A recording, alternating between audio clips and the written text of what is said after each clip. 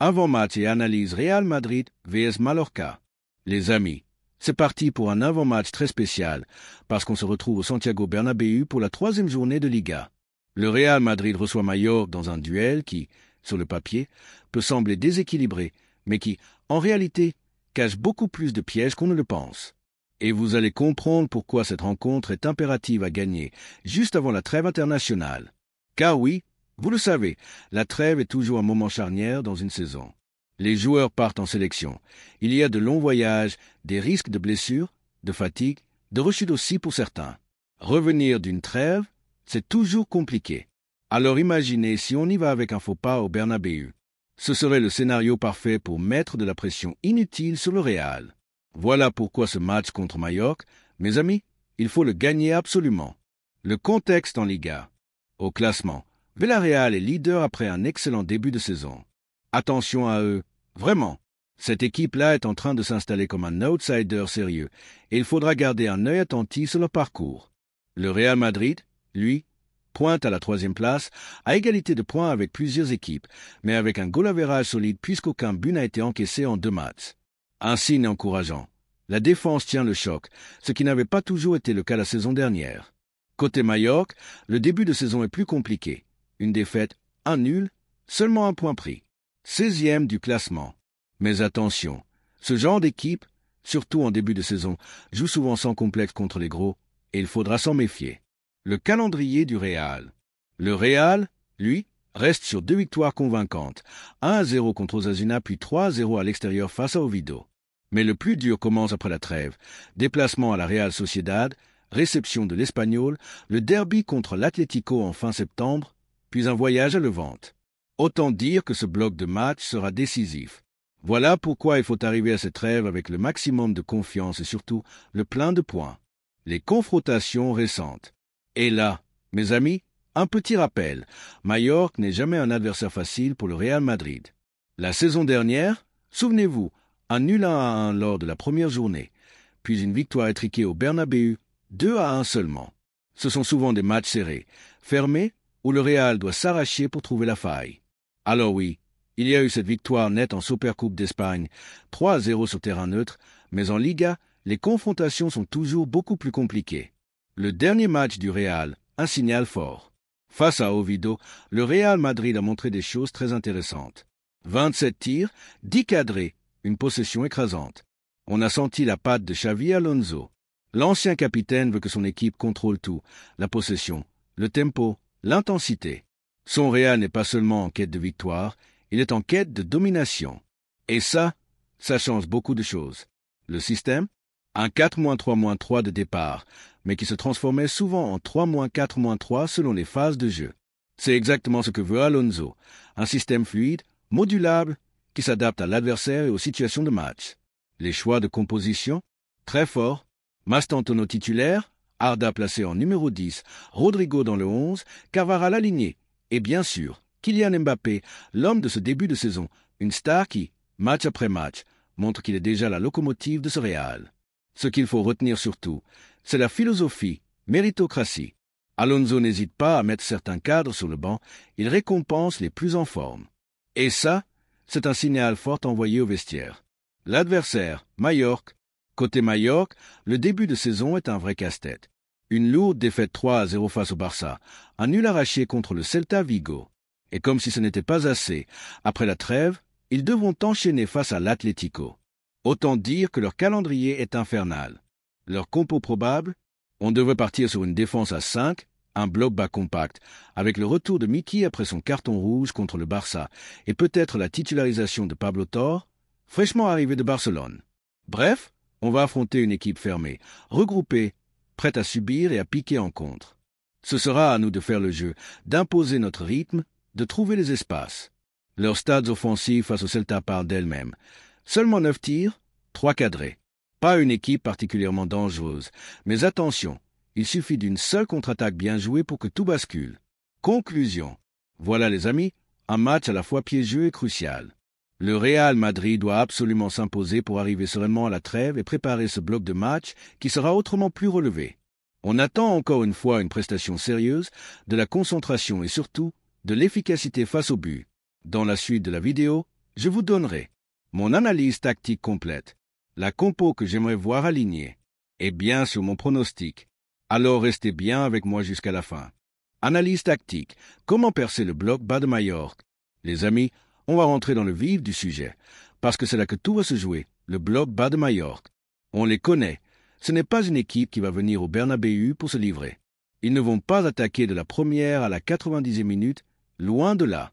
Leur objectif, c'est de fermer tous les espaces, d'attendre, de défendre en compact et de jouer les rares contres qu'ils auront à fond. On l'a vu contre le Barça. Majorque a mis en place un bloc défensif très bas, avec 5 défenseurs, une ligne médiane resserrée, quasiment aucun espace entre les lignes. Résultat, le Barça a peiné en premier mi-temps à trouver des solutions. Et c'est seulement à force de patience, de combinaisons rapides et de mouvements entre les lignes que la faille est apparue. Alors oui, ça veut dire quoi pour nous? Le Real Madrid? Ça veut dire qu'il va falloir aligner des joueurs capables de combiner dans les petits espaces. Des joueurs comme Brahim Diaz, Mastantuono, voire Arda Güler, qui ont la capacité technique de faire la différence avec une passe millimétrée ou un contrôle orienté. Ce sont eux qui peuvent casser ce type de bloc en créant le décalage par la technique pure. Mais attention, face à un bloc bas, il n'y a pas qu'une seule arme. Il y a aussi les centres. Et c'est pour ça que Gonzalo Garcia pourrait être une option très intéressante. Pourquoi ne pas l'utiliser soit dès le coup d'envoi, soit en seconde mi-temps? On sait qu'il est capable de prendre le dessus dans les duels aériens. Et face à Majorque, qui a montré des difficultés sur les ballons contre le Barça, ça peut faire très mal. Imaginez une percée de Vinicius ou Mbappé côté gauche, un centre tendu au second poteau et Gonzalo qui arrive lancé pour mettre la tête. C'est typiquement le genre de scénario qui peut débloquer un match fermé. Regardez bien cette image, celle du match contre le Barça. On voit à quel point leur bloc est compact, très resserré, les attaquants adverses presque étouffés. Les espaces sont réduits au maximum. Et ça, c'est le vrai piège. Si tu tombes dans leur jeu, si tu ralentis le rythme, si tu passes ton temps à tourner autour sans accélérer, eh bien tu leur rends la vie facile. Mais attention, malgré ce bloc bas, il y a des failles. On l'a vu face au Celta Vigo. Parfois, Majorque n'arrive pas à se replacer assez vite après une transition. Et là, des brèches apparaissent. Une passe verticale, une course bien synchronisée, et tout peut s'ouvrir. Ce sont ces espaces-là qu'il faudra exploiter. Et honnêtement, avec Vinicius, Rodrigo et surtout Mbappé, on a exactement les joueurs qu'il faut pour punir ce genre de moment. Kylian Mbappé, justement, c'est typiquement le genre de match qu'il adore. Face à une défense regroupée, il peut faire très mal dans les appels en profondeur. Dès qu'il y aura un petit espace derrière la ligne défensive, il faudra l'alimenter. Parce que si Mbappé part lancer, si tu arrives à le trouver en une ou deux passes rapides, c'est quasiment imparable. Et n'oublions pas non plus la puissance du banc cette saison. Contrairement aux années passées, le Real Madrid a un effectif riche, avec de vraies solutions en sortie de banc. Des joueurs capables de changer le cours d'un match fermé, Joselu dans les airs, Brahim par sa technique, Camavinga ou Valverde par leur puissance et leur frappe de loin. Et ça, mes amis, ça peut faire la différence. Parce que face à un bloc bas, il faut parfois de la patience. Il faut parfois attendre la 60e ou la 70e minute pour que les espaces commencent à apparaître. Donc la clé sera là. Rythme, rapidité dans les transmissions, variété dans le jeu. Combiner dans les petits espaces, tenter des frappes de loin pour obliger le bloc à sortir. Utiliser la largeur et les centres. Et surtout, exploiter chaque transition pour piquer Majorque quand ils ne sont pas replacés. Voilà pourquoi, pour moi, si le Real Madrid joue avec intensité, s'il garde cette fluidité dans le jeu qu'on a vu contre Oviedo, il finira par trouver la faille. La qualité individuelle et collective est largement suffisante pour briser ce bloc. Mais attention, il faudra rester concentré et ne surtout pas tomber dans la facilité. Mastantuono, la clé cachée du match. Alors les amis, parlons de Mastantuono. Pour moi, ce joueur peut vraiment être une clé décisive dans ce Real Madrid-Majorque. Pourquoi ? Parce qu'il n'est pas seulement un créateur, mais un joueur qui travaille dans les deux sens du terrain. Regardez sa headmap. Ce n'est pas juste un attaquant qui reste devant à attendre le ballon.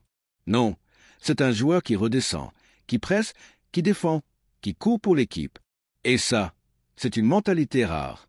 On le sait, les Argentins ont cette grinta, cette rage de toujours vouloir tacler, récupérer, se battre sur chaque ballon. Et Mastantuono incarne exactement ça, une énergie contagieuse.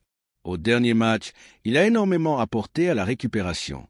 Il ne s'est pas contenté de jouer son rôle offensif, il a aussi participé à fermer les espaces, à couper des passes adverses.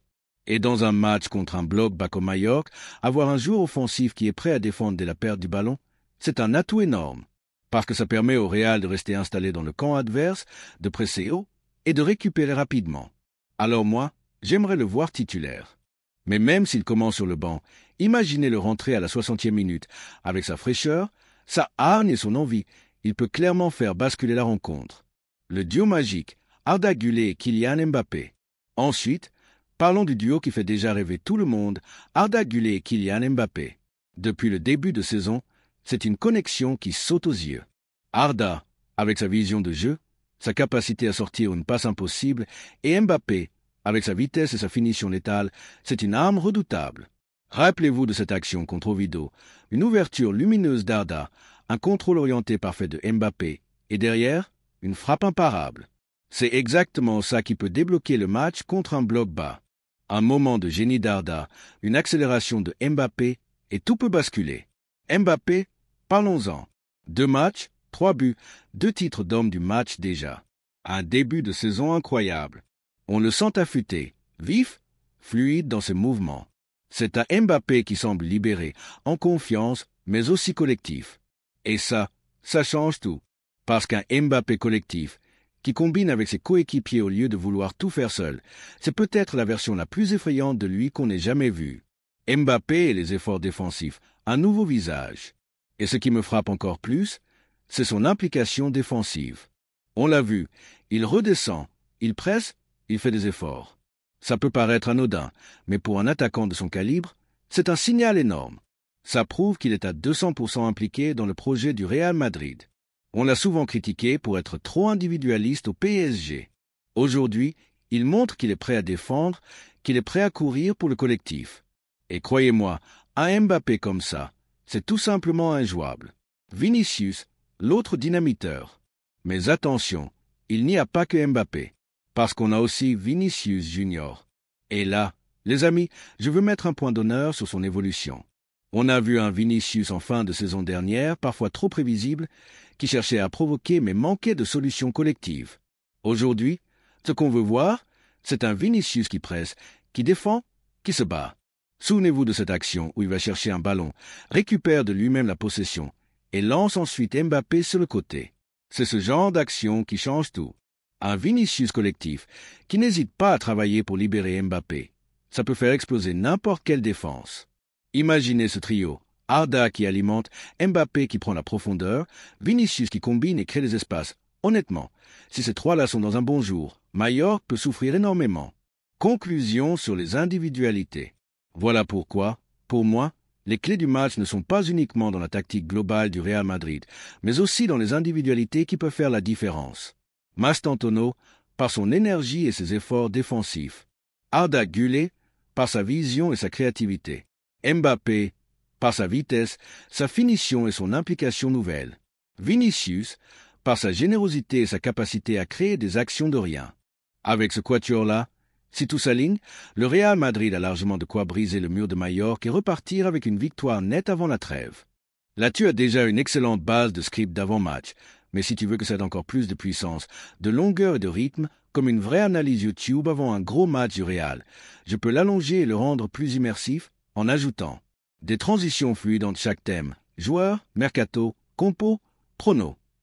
Un peu plus d'émotion dans les passages sur Vinicius et Mbappé pour vraiment capter les supporters.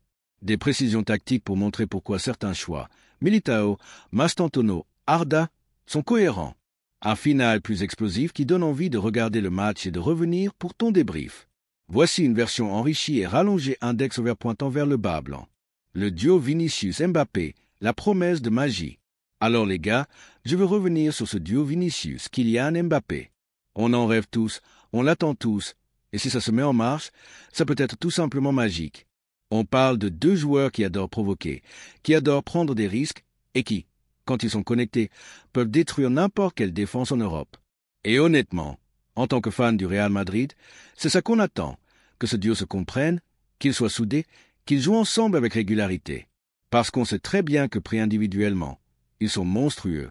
Mais si l'alchimie prend, si l'un commence à libérer des espaces pour l'autre, alors là, on entre dans une autre dimension. Vinicius et son caractère, une force ou une faiblesse.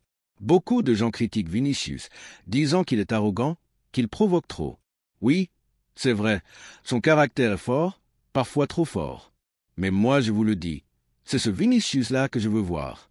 Parce que quand il est dans cet état d'esprit, quand il a cette arrogance positive, il devient tout simplement inarrêtable. Un Vinicius timide, un Vinicius qui doute, ça ne sert à rien. Mais un Vinicius arrogant, qui provoque, qui ose, qui tente tout le temps, c'est ce joueur-là qui fait la différence dans les grands matchs, qui ose face aux défenses regroupées. Et croyez-moi, si on a ce Vinicius-là demain, Mayor va passer une sale soirée. Mercato terminé, place à la jeunesse. Petite parenthèse, Mercato. Selon Fabrizio Romano, le Real Madrid aurait terminé son Mercato. Pas de nouvelles recrues, le groupe est clos pour cette saison. Et honnêtement, moi je trouve ça pas si mal. Pourquoi? Parce que ça permet de donner leur chance aux jeunes du centre de formation. On sait que Xavi Alonso adore aller chercher des pépites dans la Contra, et franchement, avec le talent qu'il y a, pourquoi pas? Plutôt que de se précipiter sur de nouveaux transferts, faisons confiance aux jeunes. L'avenir du Real Madrid, c'est aussi ça. Et d'ailleurs, on a une surprise dans la liste des convoqués. Thiago Pitarch. Pas de quoi bouleverser le 11 pour l'instant, mais j'espère qu'il aura un peu de temps de jeu au fil de la saison. C'est un profil intéressant et il doit s'habituer au haut niveau. Si Xabi lui donne de la confiance petit à petit, ça peut devenir un joueur utile dans la rotation. Ma composition et mes choix. Maintenant, parlons de ma compo idéale pour ce match. Et là, je vais être clair. Vinicius titulaire. Pourquoi? Parce qu'il a été excellent au dernier match et je veux voir une récompense. On doit instaurer la méritocratie. Tu performes, tu joues, tu rates ton match, tu vas sur le banc. Rodrigo doit souffler et ça permettra de garder une vraie concurrence. Mastantuono titulaire aussi, pour ses efforts défensifs, son envie, sa capacité à aider le bloc équipe à rester haut. C'est un profil rare qui peut débloquer une rencontre compliquée. Tchouaméni, lui aussi mérite sa place, parce que depuis le début de saison, il est impressionnant. Beaucoup plus agressif, beaucoup plus physique, il impose sa loi au milieu. C'est exactement le joueur qu'on attendait. Arda Güler, évidemment. Je veux un Arda plus créatif, plus haut sur le terrain, plus proche de Mbappé et Vinicius. Il doit assumer ce rôle laissé vacant par Bellingham. On sait qu'il peut être gestionnaire, mais ce soir, je veux le voir dans la création, dans la passe décisive, dans la prise de risque. En défense, Militao à la place de Rudiger. Je respecte Rudiger, mais pour moi, il ne me rassure pas toujours. Militao, lui, a montré qu'il était solide, concentré, et qu'il pouvait faire la différence dans les gros matchs. Et bien sûr, Carvajal à droite, parce qu'Arnold n'est pas encore prêt. Voilà, ça c'est ma compo. Un mélange de jeunes, de talents confirmés, mais surtout des joueurs en forme qui méritent leur place. Mon pronostic. Pour le score, je vais rester réaliste. 2-0 pour le Real Madrid. Pourquoi? Parce que Mallorca, en bloc bas, va être difficile à bouger. Mais je crois que le Real a assez de créativité et de talent pour finir par trouver la faille. Pour les buteurs, je mise sur Kylian Mbappé, qui est tout simplement injouable en ce moment. Fede Valverde, parce qu'il a toujours ce don de surgir dans les gros matchs et d'apporter une frappe puissante de loin. Conclusion. Voilà les amis, c'était mon avant-match. On a parlé du duo Mbappé-Vinicius, du caractère de Vini, du mercato, de ma compo et de mon prono. Demain, on se retrouve pour le débrief, juste après la rencontre. Et vous, qu'est-ce que vous en pensez? Donnez-moi vos compos, vos pronos, vos avis en commentaire, je lirai tout comme d'habitude. On espère tous une belle victoire du Real Madrid pour rester lancé dans ce début de saison. À demain les amis, pour le débrief. À la Madrid y nada más.